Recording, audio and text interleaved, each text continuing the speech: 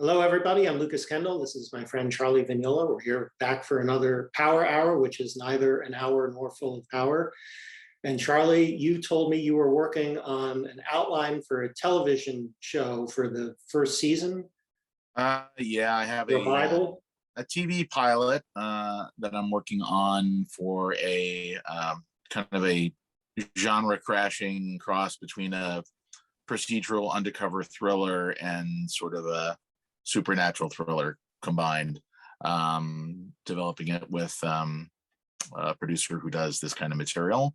And in addition to the pilot, which I've already written, I'm working on, I don't know what they call it these days, a Bible, a format, something that basically will help lay out what the first season of the show is going to be. So I've decided it's probably 10 episodes, because why not? Could be, anywhere from 6 to 13, depending these days when it comes to streaming services. It's definitely not a network show. It's more of a streamer cable kind of show. And so, I spent a few days sort of figuring out how to lay out the story of the first season. It's an undercover Donnie Brasco kind of show, so it has to sort of follow the basic contours of that kind of show, a person getting inside an organization and then moving up within that organization, but breaking down the sort of investigative steps and what the subplots are and all that kind of stuff. And again, not doing it in super detail, but doing it in kind of like a rough outline of what every single episode from the pilot through the climax, the finale of the first season is. And it's the first time I've really done that. I haven't written a lot of television. I've written mostly features over the past 30 years. So this is the first time I'm trying to break down a TV season on my own. And in reality, if I'm fortunate enough to set it up, then there'll be a writer's room and there'll be 8 other writers that are helping, and we'll be breaking every episode of the season and the whole arc of the season that way. But in case anybody asks, you have to have something like this prepared. So that's what I was working on, and it's an interesting process. Yeah, let's talk about that process, because I think it would be educational. And what I've heard, and I believe it, is that at the break-in level, features are easier, because if you write a feature and they like it, they'll go, great, let's buy it, and they don't do anymore. But for television, it's almost unheard of for like a newcomer writer to break into development his own show or her own show, because they're not just buying the show, they're buying you. And if you've never done it before, then they need to find a showrunner, and the showrunner being the executive producer who's in charge of the writing aspects of the show. And all those people are going to want to do their own shows. So they're very, very hard to come by.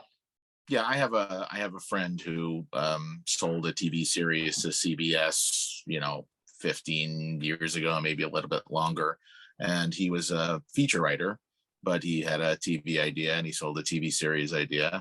And that's exactly what happened. Was they set him up with a seasoned showrunner, someone who had worked on big genre television, and he immediately got muscled out of the show, which you would expect, because it's did the show it lasted like less than a season. It was like probably the 13 episodes, and they didn't do the back 9. I think that's what happened.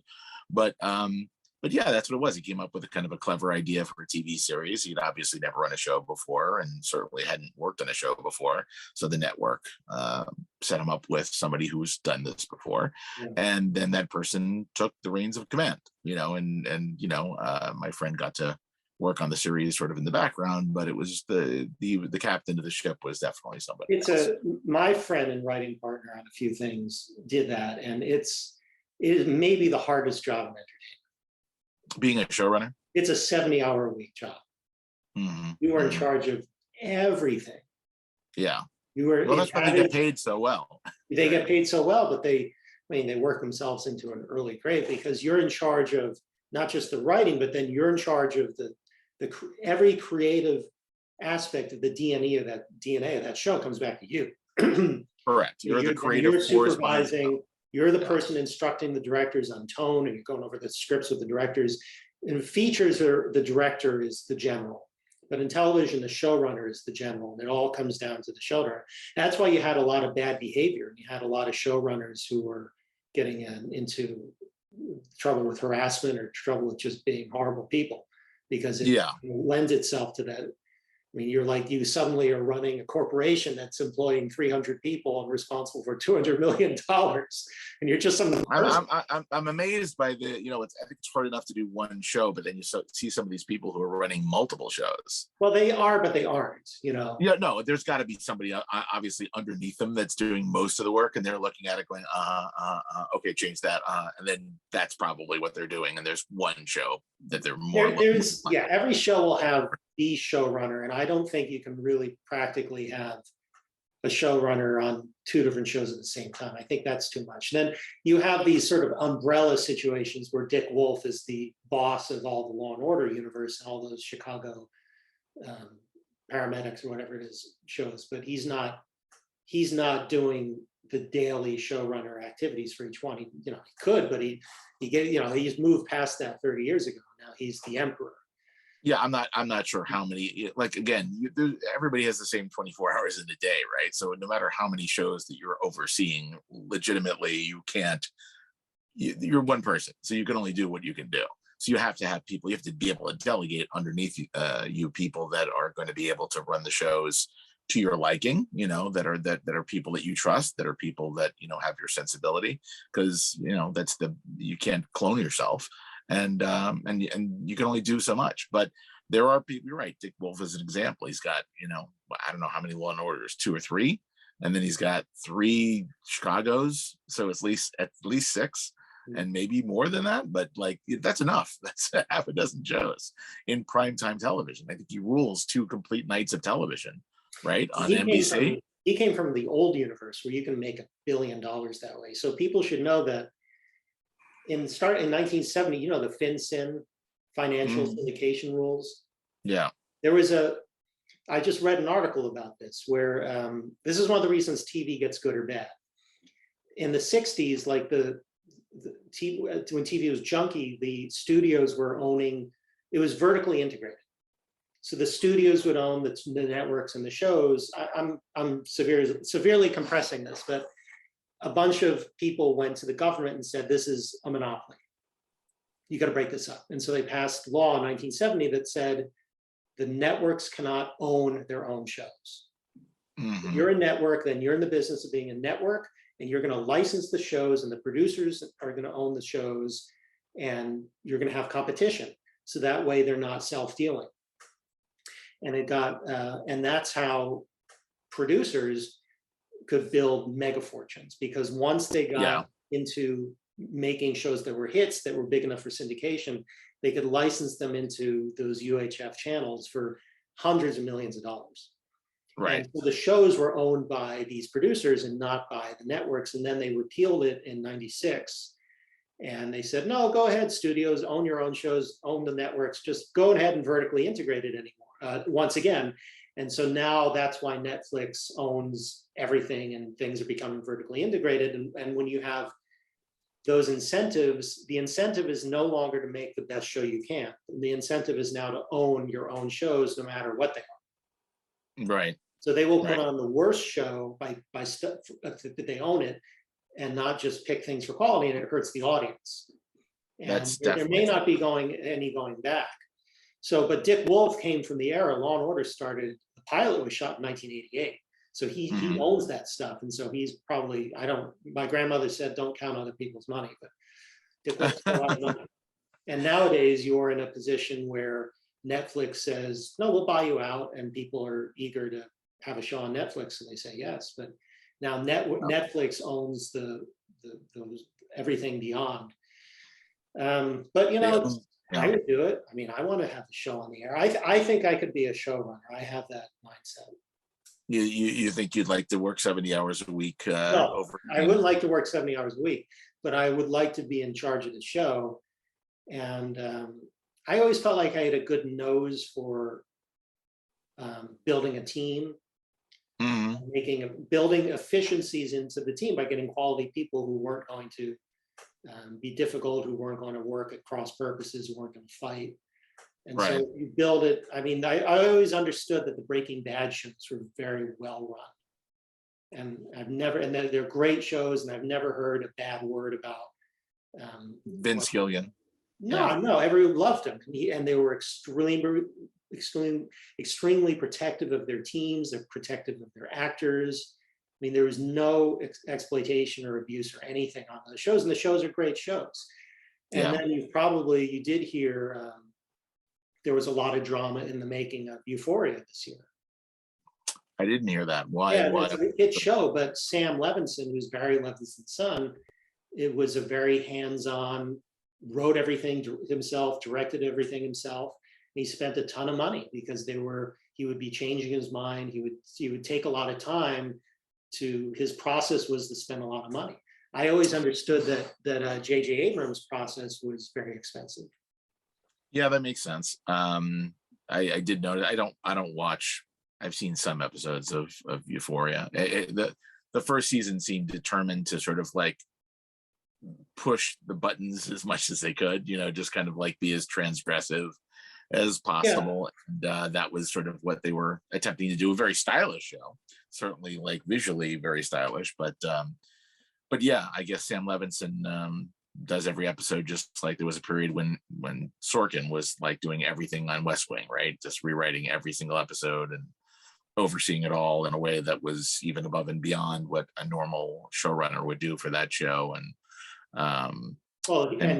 He's been transparent about the fact that he had a coke habit during that time. Yeah, during that time. I mean, it was the pressure and the intensity of it all made him relapse seriously into a cocaine habit. And I've never exactly heard the story about why he left that show, but I think it came down to, I shouldn't speculate because then we're going public about very famous people who are extremely. Yeah, the reality is it's probably very difficult to be a showrunner, and like, you do burn out at a certain point. I mean, there's only so long you can work on a show at that fever pitch without, probably something's got to give. And maybe that is the reason why people just kind of burn out, leave, do something else after a while. Well, right. Speaking generically, what happens when somebody is starting to burn out is that scripts get late, and scripts being late is like the worst ever sin in television, because then you have people standing around with nothing to do. You're just burning money waiting for script pages. So when stuff is late, then they can't plan, and then the costs. And that was what was happening on Euphoria, is that when stuff is late, then the costs keep piling because you have these teams and crews, and they're like, what are we building? What are we shooting? What are we hiring? And they don't know. So they kind of have to plan for everything, and they end up burning money on stuff that they don't use. Yeah, no, the studio has to make these decisions. Well, on the one hand, it's a hit, and on the one hand, this person's very creative and making our massive hit. On the other hand, like, this is unsustainable. And if there's also allegations of misconduct, which there on Euphoria, there were some pretty not explicit. There were articles about, like, people were unhappy, and some of the actors were unhappy with their storylines, and there was some confusion. Again, I don't want to be, look, you and I could be putting these little time bombs for our career by criticizing people if we don't know really the circumstances. I thought Euphoria was some of the best shot stuff. I was just watching it in awe of the direction and the cinematography. And it was every week was like a movie. It was gorgeous. The writing did you see his movie? Which movie? Was it called Malcolm and Marie? The movie that I know what it is. I didn't see it. It just did. I didn't. Okay. The Euphoria writing is not really to my taste, but I can understand how it would be extremely appealing to a teen audience who, in their lives of being teenagers, experience the worlds in this very hyper dramatic way. And so when they have these extremely beautiful characters, doing hard drugs and having sex and having all these dramatic things happen to them, it really is like this kind of teenage expressionism. What's interesting is that I have teenagers. Well, they're older now, 25 and 21, but the personal experience of myself and some of the other friends that I have who have children the same age is that, I mean, Euphoria, I found out, was based on an Israeli format from like a long time ago. It's not recent. It's like the 90s or something. And when I was watching the first couple of episodes of the first season, I was like, this doesn't really feel like kids today. Like kids today are more like cocooned, playing video games. They're like, yeah, that's true. Hang out at each other's house. They get their driver's licenses later. They lose their virginity later. They don't date as much. Like the post social media and the sort of Gen Zers, the Euphoria experience. It's not really modern kids. Modern kids are much different than that. More like a Gen X show with our generation, where we were eager to just get out and be crazy and it made sense when I found out that it was a show based on a format from like decades ago or whatever. I was like, oh, that makes sense. It's like by the way, for me in my teenage years, being crazy would have meant like taping over an episode of Star Trek. Yeah, no, I did some, I don't want to get into too much stuff, but like all the kind of bad behavior that you see in movies like Porky's and, Animal House and 16 Candles and Revenge of the Nerds, like that definitely influenced some of the stuff me and my friends did back. I grew up in South Florida in the mid 80s, if that gives you any indication. And that's when Porky's was huge. And that's when all these movies were huge. And like, the sensibilities of teenagers back then was, I think, a lot different. I mean, I'll give you a very small, prurient example. Before my family moved into a house, when we first moved down to South Florida, we lived in an apartment waiting for our house to be built.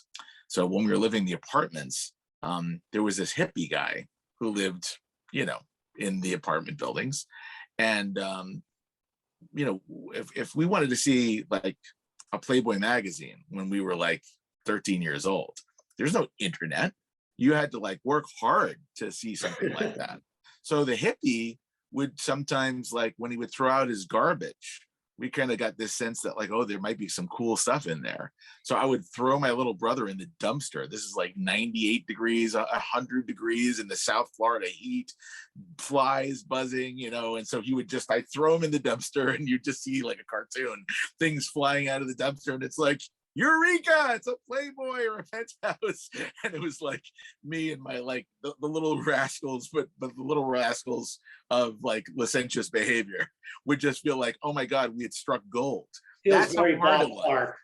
Yeah, it was a different time, but that's like, that's when we cared about things like that. Like I said, kids these days, it's so easy because you got a phone and you've got an unending torrent of like the most extreme everything, whatever you want, 24/7 on your phone. You had to work hard for it back then. I know. I think my wife, that gave us character.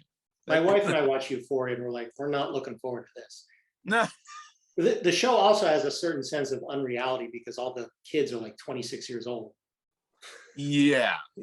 But and they're, like you said, they're very pretty people, and it's shot lush and gorgeous. The show looks really, really interesting. But yeah, I watching the first couple of episodes of it, I remember kind of going, it's like they're trying to put me off. Like they're definitely pushing the envelope as hard as possible to get me to kind of turn away. And it's like at a certain point you're trying too hard for me. I don't know. It wasn't for me, but I sort of feel the same way. It's not really for me, but it has a vision, it has a point of view. For sure. And we lost our plot a little bit. So we're talking about showrunners and the pressure on them, but the whole TV industry, like what I'm coming to learn is that the decisions get made based on what the people in a room can sell to their boss. Mm-hmm. That's basically the television. That's for the film industry too. And you spent 30 years as a person in the room trying to convince the boss. Yeah, you had a boss with a vision and a lot of success. Yeah. I mean, he had a gut for what people wanted to see, and more times than not, he was very good at that. So that's the hardest part, right? Is you make what you want to see. Generally speaking, like you and I write more or less what we want to see, right? I'm not writing what I think is going to sell so much. Although I will say that if I'm looking at a handful of ideas and I'm like, what am I going to work on next? That decision will probably be based on like what I think of these 5 ideas is the most marketable at this point in time, based on looking at the marketplace. Because like me, you probably have like a bunch of ideas, not just one, and I think that that's important, that you have more than one idea that you can mine, because if you're only working on, if you put all your eggs in one basket, it's always going to be a disaster, especially if that one basket, you're on page 100, you're almost done, and you're reading the trade, something like it just sold. You're like, okay, I just wasted 5 months. Now what I'm going to do? If people want to write television, then the avenue is staffing, which means you write a pilot, your own original pilot, and it gets out there, and then a manager might find it and go, oh, this is a good voice, and then they try and get you auditions or submissions or interviews for sort of the lowest staff writer job on television shows. And at the moment, that's very much going to benefit diverse writers. Sure. And I was told pretty much like point blank, dude, bro, for TV, I'm only looking at women and people of color.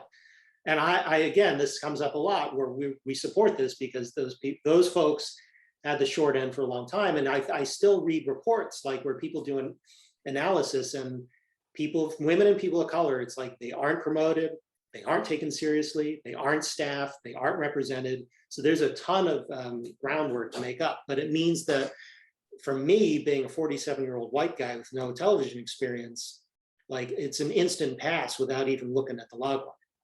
Which is fine, because I'm not, I don't have the mentality to be a good staff writer. I'd be fired in 3 minutes. I mean, I have the mentality to run a show. Why do you think you would not be good in a room with 8 other writers pitching ideas? Because you'd be mad if they didn't take your ideas? I'm a bit of a contrarian, and I think I know from the personality flaw on my part is that I would tend to bristle from the groupthink. I would tend to bristle from the competition of it. And I would tend to have critical thoughts about the show itself. And I'm not that kind of person. And I know that from my own history. I do best in an environment where I'm the CEO. I'm the entrepreneur, I'm the CEO, and I make the last decision that gets made. And I have had success. Okay, so I'm being honest. No, I'm saying that about yourself. I know that about myself. You do better. But also, I'm like, give me the pressure, let me make the call. I'll take the fall, I'll take the hit. I will be the person who stands up and deals with the conflict at the highest level of getting this thing made. On the other hand, I think I've been a successful like consultant, where some of these, I used to make these soundtrack CDs, and sometimes I work for my former competitors, and I feel like I'm very confident, very good at being someone where they can say, hey, we want to do this, this, and this. And then I'll say, well, I would recommend this for this reason. I would not recommend this for this reason. If you want to do this, I can call this guy. If you want to do that, I can call that guy. This is what it's going to take. This is what it's cost. These are where the pitfalls are. And then at the end of that conversation, they can make their decisions and sort of take it or leave it, and then say, okay, we've decided we would like you, of the choices you presented, to do this and this and this for me. And I'm like, great. And it's like, it's not what I would have chosen. It's not my authorship, but it's like, we set out the parameters, they made a choice, they listened to what I was saying, and then they want to engage me to do some work. And I'm functioned very successfully in that. But I think that makes sense. As soon as you put me as one of 8 people around a room, and we're going to invent like a year of television, I've never had that experience. And it would be just my luck for someone who's considering hiring me to find this video where I say why I would be bad at that. But it's not going to happen anyway. It's just not. I mean, I'm not. No. They don't want old people. People don't want to hire people older than they are, except me. because I'm smart and I go, oh, we can get great value. I've always been that kind of CEO where it's like, let me get great value by hiring someone who's a little bit weird, a little bit difficult, a little bit old, a little bit, hard to handle. But if I really talk to them and figure out, okay, this is basically a good person, and this person can deliver, and this is what you ask the person to do, and this is when the person gets in trouble. Let me just go with this person, and I'll keep him in his lane. And I know I know the warning signs, and I know how to manage this person. So that'll be part of the team, and I'll get this person for pennies, because otherwise the person may have a reputation for being over the hill or difficult or whatever. Mm-hmm. It's Moneyball. So you know how to put together a team. You're a good coordinator. So I think I have. I mean, when I did several hundred soundtrack albums, I had the same people working for me in 1998 that were working for me in 2018. It was people it's these sort of hybrid professional relationships, real friendships, it's kind of a business relationship that becomes a friendship that also has, you do care about each other, and you treat each other well. And sometimes people say, I'm tired of this, I think I'm going to move on. And you go, okay, how can I help? And I like those relationships. Right. Okay. All right. So but I think, again, like me around a table, I mean, basically a lot of shows aren't very good. Well, and I'm not the right person to be going into a situation where I have contempt for the show, because they smell that and they'll you're out of here. Yeah, I think you probably wouldn't be staffed on a show that you had contempt for, because you'd have to talk to the people and sense that pretty quickly. But if you were passionate about a show, if it was something that you wrote a pilot, I've never been asked to do anything really. I mean, I'm having an experience now where somebody asked if I would do a project. I have to keep this very vague. We'll do a project for them, and I'm figuring out now what kind of changes do I want to make to please a producer, because I've always been my own producer. And right, my position is, look, dude, if you're paying me, then I'll do your stupid changes.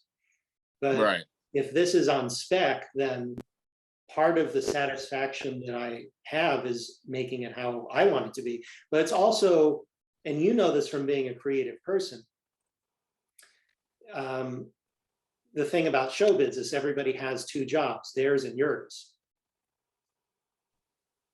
So especially when you're writing, people can say, well, why don't they just have a fight there? It's like, no, it's not gonna, there are all kinds of notes that some people, you get it, it's all over the place. Some people are like super respectful, and they might maybe make a suggestion, and then you have to figure out, okay, so first of all, the suggestion is on its face is not going to work, because I'm a professional and I know the difference, and I know that narratively what they're suggesting is not going to work.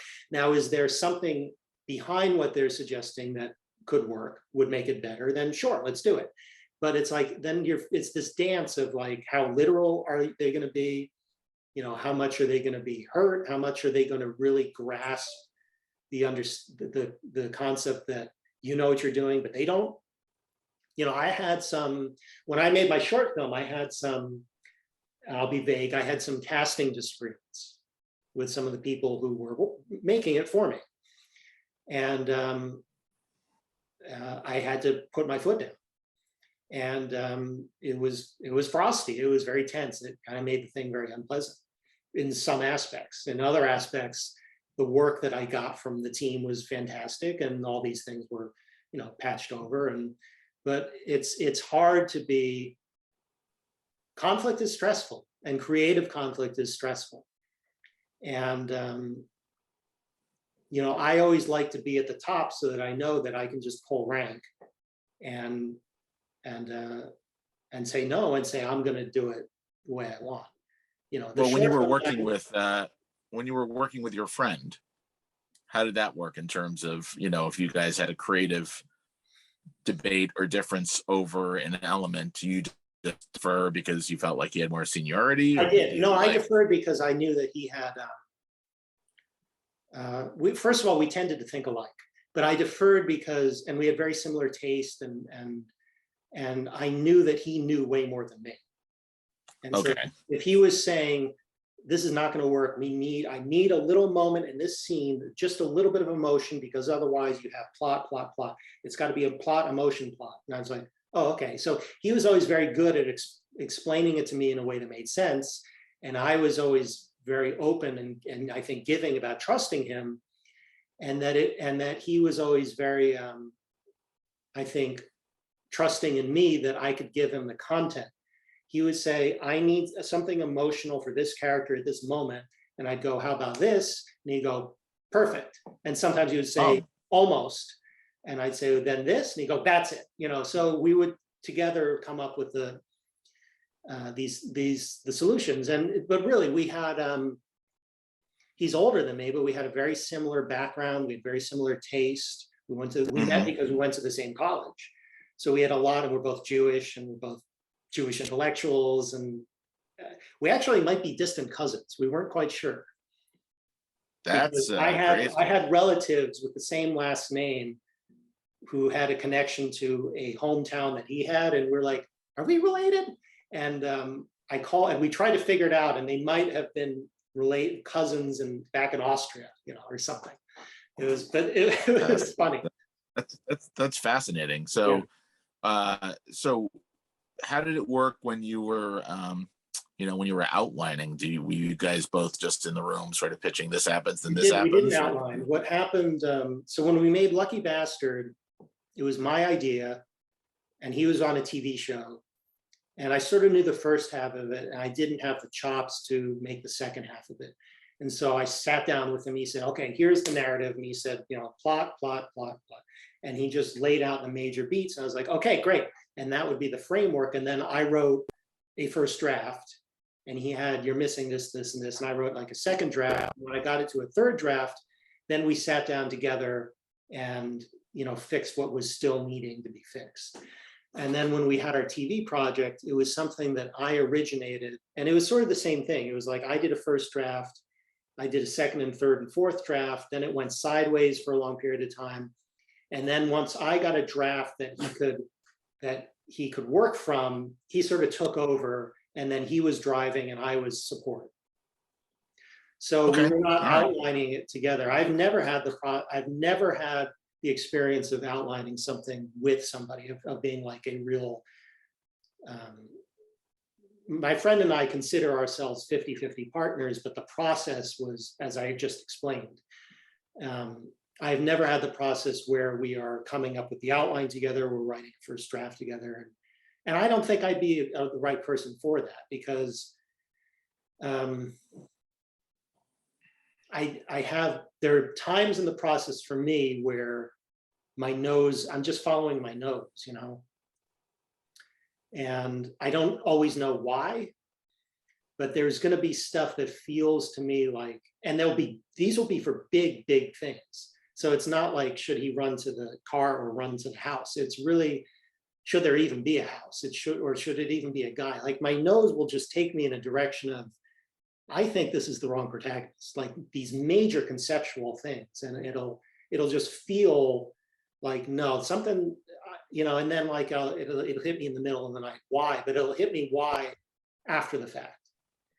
And so, and this is going on at the outlining phase, or this is going on after you've done that, when you're actually like working on the script? It can be both. I mean, since this sort of more mutated into a discussion of my process, which I usually don't like to talk about, because usually people don't really understand it, but I think you do understand it. And I also, well, I think everybody has their own process, and that's what I think people find fascinating. If you're an aspiring screenwriter, you want to know, well, how do other people do it?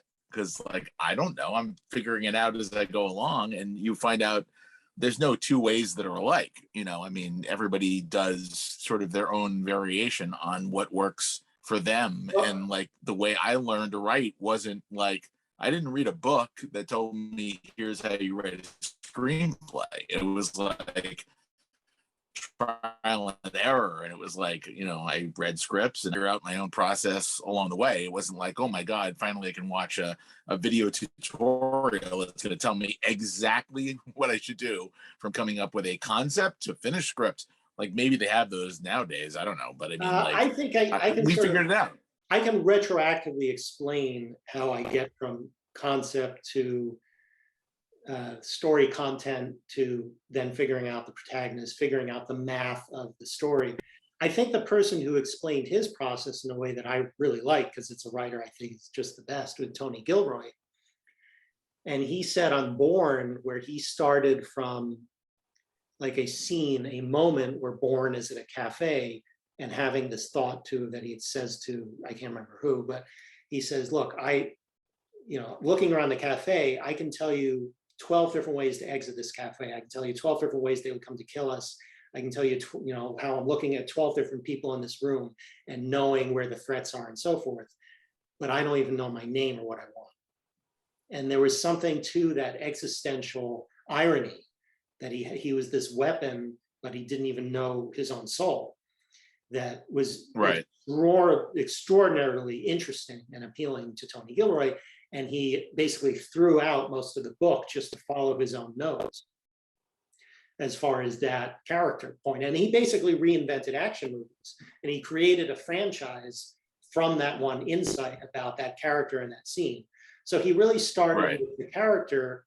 The character was the concept. And then he figured out how to execute it narratively. And I think that because I've been self-teaching and I've been so inexperienced, I've had the experience over a lot of years writing drafts that I thought would work that didn't work, and then slowly realizing, oh, okay, I need to do a new version of this concept and make it about this thing that's more human, that's more real.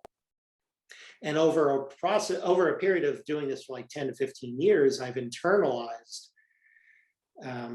story logic, story structure, narrative clarity, emotion. You just learn how to make things simple and clear. And it used to bedevil me, because I would think of all these reversals to the point where I was doing reversals on reversals on reversals, and then you just lose the thread. Then it's just gags, it's just tricks. And you learn from experience how to let the emotion and the want of the character drive it. And then something I did learn from Robert is something he said he only learned like 20 or 30 years after. That's my partner. And it's a little abstract, but the right way to do it is to think of the next thing that has to happen for the story, and then figure out any plot mechanics that can have it happen. So you were talking about your friend's advice being, you got to figure out where you want to be in the following scene, and then retroactively figure out whatever plot mechanics would get you to that scene? Correct.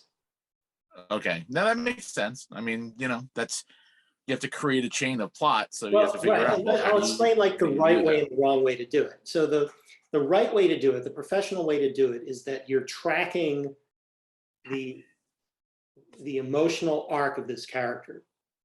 And you realize that the next thing that really needs to happen to challenge this character would be to lose the thing that was precious to him.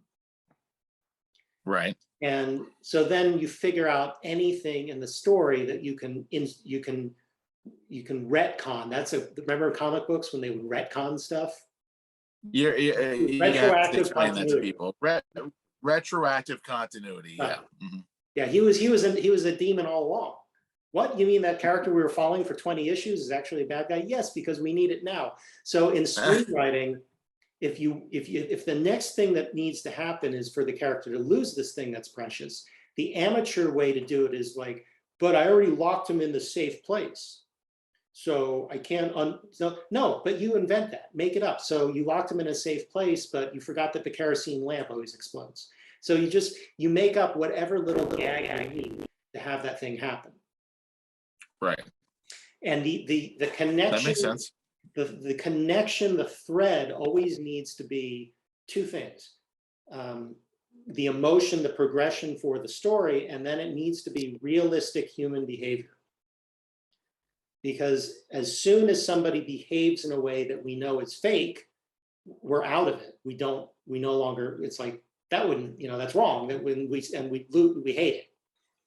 So that's something that people do that's also wrong, which is that they need the character to run into the burning building. So they just go, I like fire, and they have them run into the burning building. It's like, no, if you can't have people behave in a way that's wrong. If you need them to be in the burning building, then have them stuck there because the fire doors don't work. You can't have people behave in a way that's false, or inconsistent. You need to value the truthful human behavior and the character consistency. Part of the problem that you get when you, if you're not careful, is character inconsistency. If you just need things to happen for your story, you can't have the person afraid of water on page 5 and then loving to swim on page 30, because that's what you need the character to do. And you don't want to keep on making it complicated. So this is the bread. So are you a believer? Are you a believer in trying to identify what your theme is before you start writing a story, or the other way around? Like some people write a story and then they go, okay, the theme will kind of suggest itself in what you're writing, and then you kind of mine deeper once you figure out what it is. I usually have like a thesis, but I'm fluid.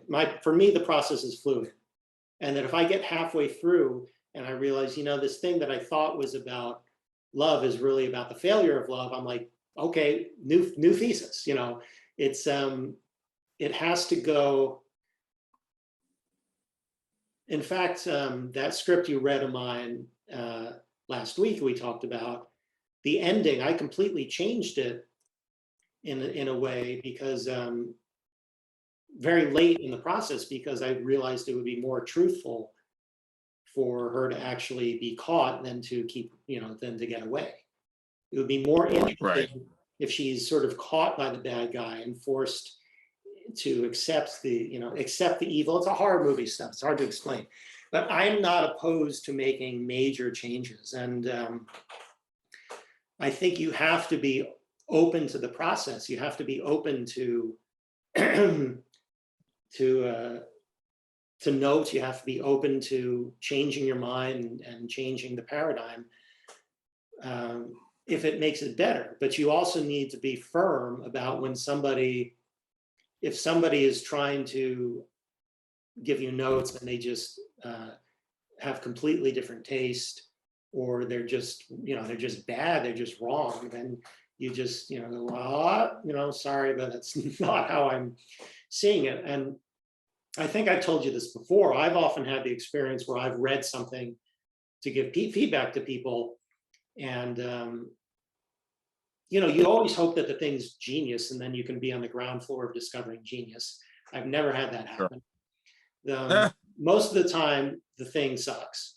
I mean, just to be frank. Yeah. Sometimes, and this is the most frustrating time, is when there actually is a really cool, viable idea, but the writer, just out of inexperience, has not executed the idea in anywhere close to the best way, because they're just they don't know how to you really have to lean into the idea as hard as you can. We've talked about this. These things are narrow but deep, and when they're shallow but wide, they die. And when they have too much stuff going on, but what people do is, because these things are hard and because they're scary, and this is my own personal belief, that the reason why it's scary is to make stories really resonant. To make them really work, you have to go into the emotions, you have to go into the drama. And that often means that you're using your own life and your own feelings as a roadmap for your fiction. And if you are afraid to go into that part of yourself that feels like a failure, that remembers your parents getting divorced, that remembers being dumped by your girlfriend when you were 15, and because you did something horrible, and if you're afraid to really face these kind of ugly parts of yourself as part of the gestalt of the truth of who you are, then you're going to be more likely to say, oh, I thought of something really cool, and let's just have a car chase. But Yeah, the audience doesn't care about the car chase; they care about the character. It's there are big differences between mainstream studio features and indie films, right? And one of the things is mainstream studio features are more kind of plot driven than character driven, and indie films are usually more character driven than plot driven, broadly speaking. So that's why you see people who are more interested in character above all.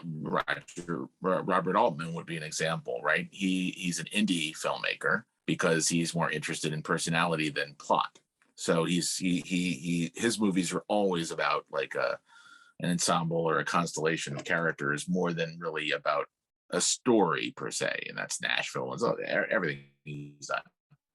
Or it's a world, and you're investigating these characters. But for mainstream studio features, it's more about a big idea, and you're having your characters inhabit this big idea. But to make the movie great, as opposed to just it's a lark, it's diverting, you need the character drama and character arc to be fused to the external plot. Things have to be, which I understand they do great in Top Gun Maverick. Yeah, and that's something that that's something you come upon through a billion drafts. It's rarely something that happens in the first draft. You find it along the way. I mean, again, Top Gun Maverick was the result of 17 years of working on various versions of the screenplay, and then again, once Tom says yes and you get into it, then you really focus on it, and there's a blizzard of rewriting. And as I mentioned in a previous show, because of COVID, they were able to work on it more than they normally would have had a chance to work on a film, because they kept pushing the release date back, so that gave them more time to tweak and tinker and make those things better, which again is not always a formula for a better film, but in this case it did make it better. And so your job when you're trying to write, and it depends on what you want to write, sometimes your idea might be indie. Your Martha's Vineyard idea is not a mainstream studio film. It's an indie No, not film. at all. I agree with your analysis, and I have a response. So yeah. My response is you're absolutely right. And I think we both agree that, as you just said, to make the mainstream studio movies work, you need to have the character stuff in there, but it tends to be, I think simple is a wrong word, direct. I mean, it has to be uncomplicated in a certain way, because this is a mass audience product. Right. And, but to do that and keep it simple and keep it accessible is immensely complicated and difficult. And these screenwriters who get the $1 million fees to be script doctors, the people like Tony Gilroy, it's because they're so very efficient, and they're like Michelangelo, who know how to chisel away the marble to get to that statue. I think now my argument would be, and I do have more of an indie sensibility, I think the argument to people trying to break in is that you would be better served by having more of a voice, maybe even more of an indie voice, because you need to differentiate yourself, and you need to show that you can provide something that nobody else can. And because they already have several dozen people who they go to fix Top Gun movies. For them to do your movie at that level, or consider having you adapt a book at that level, they're going to want to know that you are a flavor of ice cream that they've never tasted. And you're cheap. Yeah. So I think it benefits you. And so, and I would also say that I just learned a little bit about the Bourne movies because I proofread liner notes for one of the soundtrack albums. When Doug Liman and Gilroy were making that first Bourne movie, Doug Liman had come from indie movies. He had come from Swingers and Go, and he was trying to make like an anti-studio action movie. And he consistently asked his entire team, and the composer said this was particularly the case for the composer. He said, don't make it like an action movie, just make it weird, make it the anti-action movie. So that movie reinvented And since then, I mean, that was the template in a lot of ways for the new Bond movies. It's been the template for a lot of things, because they weren't, Gilroy had contempt for the book. He didn't like the book. He just wanted to do, you know, what he thought was best. And the director wanted something different and weird. And there were huge fights with the studio about making that movie. And that's why Doug Liman did not do any of the sequels. They had enough of him, and probably vice versa. But Right. Another good example would be when they did the first Batman movie way back in the 80s, they got Tim Burton because, you know, he had made a truckload of money on Beetlejuice, but he was somebody he was unique. He had his own vision. His stuff looked like nobody else's stuff. And he was just he had a voice. You're talking about a voice. So I'm arguing the importance of having a voice. And yeah, if you can marry voice to concept, you will never stop working. Well, I'm trying to. That is the trick. It is a trick. And what happened with me when I was writing the horror project that you read for me is that I'm not the right guy to write a Blumhouse horror movie. I'm not the right guy to write teenagers getting scared or paranormal things, because like I'm so fundamentally an atheist type of anti-malarkey person. Right. And you know, so my movie that you read was like my response to Insidious and all these things where the heroes are these demonologist people who say, you've got a ghost and we're the only people who can save the ghost, and all the authority figures are wrong.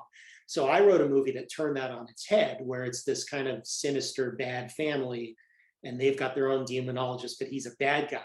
So because I have a lot of contempt in real life for people who are peddling astrology, who are peddling conspiracy theories, who are anti-reason, anti-science, because I truly think they're ruining humanity and our planet by believing in nonsense.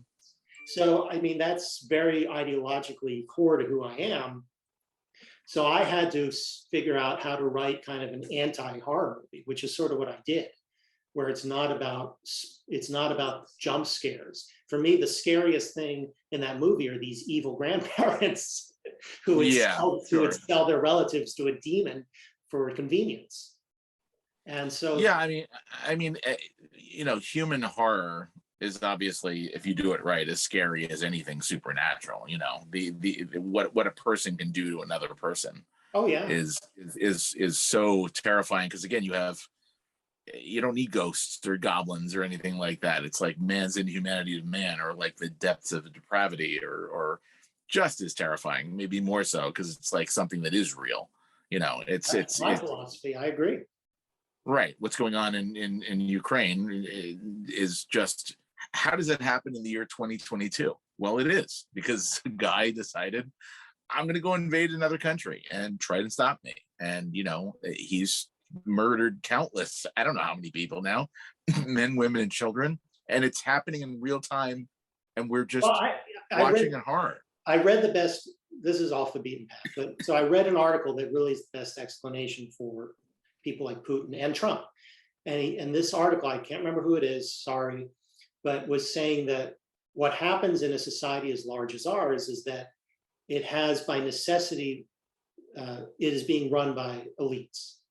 So there are elites in finance, there are elites in government, there are elites in our institution, because they shepherd our institutions that make our society work and make it civil, function, and make it function and make it lawful. And what you end up having are the losers who wanted to be elites but were too stupid, or they were just in the outside groups and they didn't have what it takes to penetrate this elite world, and they're angry. And they become the anti-elites. And they just want to blow it all up because they have such hatred for being shut out. And the ultimate anti-elite of all time is Donald Trump. Right. Yeah. He was this horrible person. His father was one of the worst people who ever lived. And he was just abused as a kid emotionally and became this monster who hated the Manhattan elites who looked down on him. So he decided, I'm going to get you back. And so now our entire world is being destroyed by one person who has this kind of feral instinct for destruction. Yeah, He has a ton of money from his just, family.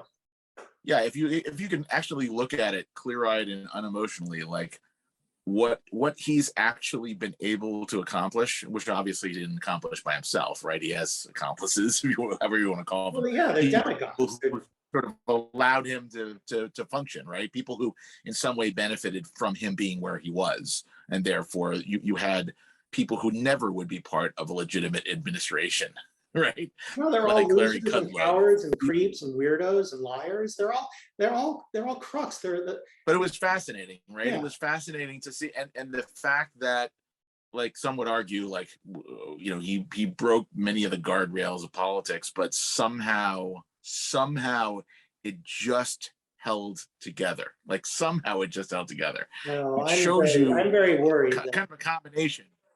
It's a combination, right? It's a combination of, like, this is how resilient our country has been, but it also shows how fragile it is at the same time. It's kind of the dichotomy of both things is going on. Like, one of the key things, and I think everybody can agree with this. You can agree with this. I think people on the other part of the ideological divide can agree with this. Is that we live in different universes. We all used to live in the same universe, right? We all used to live in the world of 3 TV, you know, networks and Walter Cronkite and, you know, a couple of major newspapers. You know, we were all reading from the same information, and maybe we process it differently, but we all were working from the same facts. No, they broke. And then that went off the rails somewhere. The last 25 years, there is now Yeah. a completely alternate ecosystem of Orwellian lies. And they say the same thing about us, but the point is that if you were to actually follow, you know, the rules of logic and identifying fallacies, and if you were to be, you know, if you were to put emphasis in an actual good faith discussion, their entire universe is built on bad faith, which anybody knows if you just use your own brain and you look at all the inconsistencies and the lies and just the complete malarkey. And this is why Charlie and I are inviting you to join the New American Communist Party. So, but what's see, but this, like, the good screenwriter would take this and turn it into a movie or a thriller, or, you know, like Homeland. Well, they did. It's called Succession. Well, did you watch Homeland? I don't know if I watched the first several years, and then I got a little tired. Right. Okay. I one of the latter seasons, I understand, I had a friend of a friend who used to work on the show, and the way they would come up with what the season was going to be is they had access to people who worked for the CIA or people who worked in intelligence and asked the question of, like, what are you working on now that you're worried about? And then they would use that as the jumping off point for whatever the next season's arc was. And one of the seasons was about disinformation. It was about an Alex Jones kind of guy and disinformation. And it was chilling, because it was like, oh my God, this is exactly what is happening right now in the real world. They did a very good job of capturing the danger and the sort of, like, way in which different people live in different universes. And for a thriller, I haven't really seen anybody write that thriller yet, but somebody's going to do the Parallax View 3 Days of the Condor version of, like, the disinformation that we're currently going through. We're living it. I mean, who needs a Parallax View remake when we're living it? Well, because that's what all those things came out of the Watergate era, right? All those films came out of a period where there was a breakdown in our faith in institutions. So Condor, Parallax View, all those kind of conspiracy movies came out of this, you know, the center cannot hold, and people lost faith in everything. And then they kind of sort of regained some faith in the 80s and 90s. And then I don't know there's a bunch of different things you can blame it on. One of them might have been Fox News. One of them might have been the rise of social media, all these things. But bit by bit by bit by bit now, we don't even speak the same language. We live in different universes. And so it becomes very difficult to connect with people if you've watched what happened on January 6th. You watch that, and one part of America is like, oh my God, crazy people are attacking the Capitol. And another set of people now have decided retroactively, no, nah, that's not what happened. That was FBI provocateurs. That was Antifa pretending to be Trump people. That was this, anything other than, having to acknowledge those are people on my side who are doing something crazy. But if I admit that, well, I can't admit that. The reason that side is religious is because everything is accepted on faith, and the whole point of it is faith, not the challenging of what the leaders say. It's a very authoritarian, top-down system, and they've figured out that some people are just sort of more neurologically hardwired to accept authoritarianism because they are more prone to fear. I mean, they've actually measured people's fear responses, and then culturally, you have it. It's cultural. It's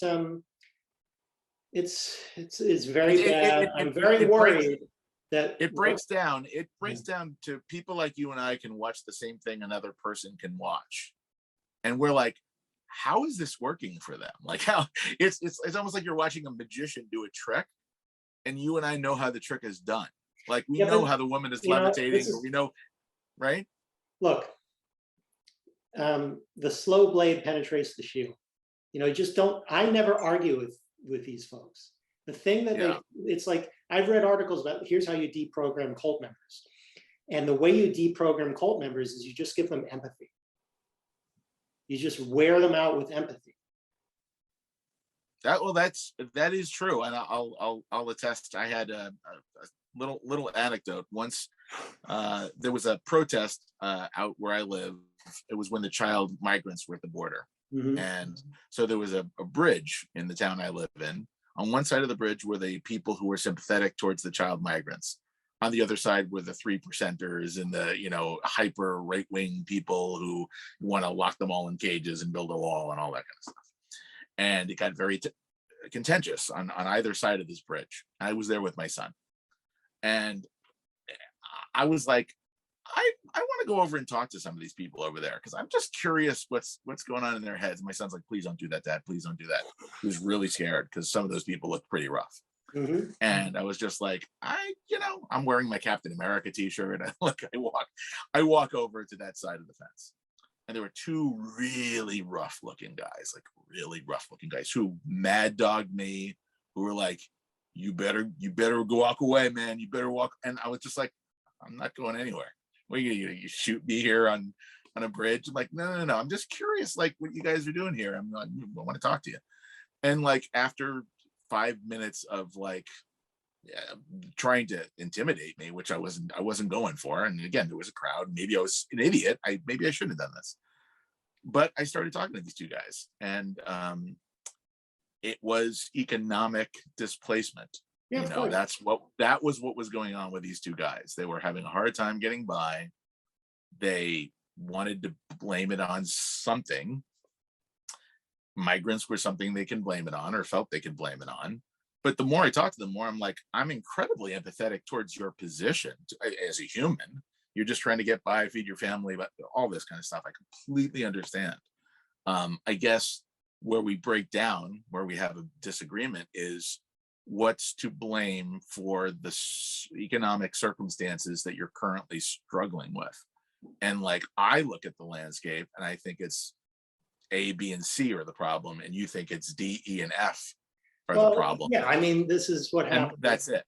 Look, I used to play rec league baseball, and most of the working class white guys who would be on my team or on the other team were politically like this. And or if they were Cuban, they were like that. And it was fine. I got along with all those guys. I told you, they liked me because I could hit. That's and important. I would joke around with them, and they would say like, hey, Lucas, go warm up the pitcher. And I'd say, come on, man, Jews don't catch, no manual labor. And they'd find that hilarious. So it's like you start joking around with them, and then you're all pals, and you just learn like some stuff doesn't make sense. But one time we were at Occidental College. It was a great field to play on. It's my favorite field. And I knew, Obama went there for a few years. Obama went to Occidental. Yeah. And I thought I had mentioned that. I was like, Obama used to go here, because I thought that was pretty cool that we were playing at a baseball field at the college where Obama, the president, had gone. And this guy, a white guy, Eric something, he goes, Obama, and he spits on the ground. And I go, what? He goes, I hate him. And I just said, like, well, I like him. And like, if you're authentic, they go, okay. It's like, it doesn't matter. It really doesn't matter. It's like, oh, okay. I was never about trying to change their minds. If they said something really stupid politically, I was like, bro, you're 0 for 3. Yeah, it's a very interesting dichotomy that we're experiencing culturally. And I think that, again, as screenwriters, there is material to be mined there for comedy, for thrillers, for sci-fi, for all kinds of things. I don't know if I told you, like I was talking to my friends and I was like, does anybody done a science fiction story about like conservatives that have a time machine and they're just going back in time to like try to screw up all the sort of social progress? No, that's like a Saturday Night Live sketch. It's so hot in here, I'm like sweating like Nixon. Look at me. Good. Are you? I can't even tell. Oh, okay. Yeah. But anyway, just like a way to do sort of like some sort of genre thing, but from a different perspective. That's always fun. It's all it all can be done. It can be done on a personal level. It's very hard to do on a political level. And we're just we're learning what happens when humanity grows so large that we destroy our natural resources and have to fight over what's left. It's going to suck. And that's been a million movies. Yeah. What you just pitched is a million films. Yeah. Mad Max and Day After Tomorrow and 2020, 2012. And it's just a whole subgenre of post-apocalyptic wasteland movies. Yep. So how many seasons did you outline? 1 season. And then I have ideas for 2 or 3 other follow-up seasons. But the first season was just, I'd never written like an undercover show or an undercover really anything. If you think about it, the original Fast and the Furious is an undercover movie. It's Donnie Brasco in like a kind of a car club is kind of what it is. So, those kind of movies have their own tropes and their own conventions and that kind of thing. So I was trying to be sort of mindful about what those conventions were, but because again, I'm doing something that has a genre twist, I'm trying to figure out, well, how do I do a twist, but kind of keep or retain those elements of the convention as we're moving up the food chain. Any of these things is always about like you're throwing somebody in undercover and they're trying to like meet the people involved in the world and trying to figure out like, at the same time that you're sympathizing with the people you're about to sort of like take down, you're also trying to like keep your own moral compass, because in order for you to like stay undercover, you're going to have to do things obviously that are going to violate your values, or you're going to be discovered. Obviously you have to kill somebody to prove you're in. And so it's there's all that kind of stuff. So that's the kind of the fun is figuring out, well, how do I do, you're hoping that you're coming up with twists on those things and coming up with variations. Then, you're building the whole season to this apex of like, Is the plan going to be, because you have a producer, to try and get a showrunner and then a director, and what's the plan? Presumably. I mean, I think that if you're gonna try to set it up somewhere, then you want to try to see if you can approach a showrunner to go in there with you to help pitch it. But again, finding a showrunner that's willing to do that with an idea that's not theirs is very tricky. Very if you're a showrunner that has the kind of juice that would get a show greenlit, why are you wasting that juice on an idea that's not yours? I completely understand that. And if I was a showrunner, again, if you're making that kind of money and you have that kind of creative power, the money's not really the draw so much anymore as it is the creative thing, right? Mm-hmm. So it's sort of like, if I'm a showrunner, I mean, unless you're Dick Wolf, maybe it's like you don't care, but like, okay, I have plenty of money, I've made my bones in TV, so it's sort of like, what's the new thing that I want to do? It's like, well, it's probably gonna be something I want to do that I couldn't get greenlit before, right? There are ideas that I had that I couldn't get off the ground but now I can use my juice. Or, oh, my friend's friend has an idea. I'll throw my juice behind that. It's like, how often is that going to happen? It's probably not. No, unless you personally know a showrunner. This is why, if you're to get into the TV field, it's really about staffing and then working your way up, which is it's a life, it's not a hobby.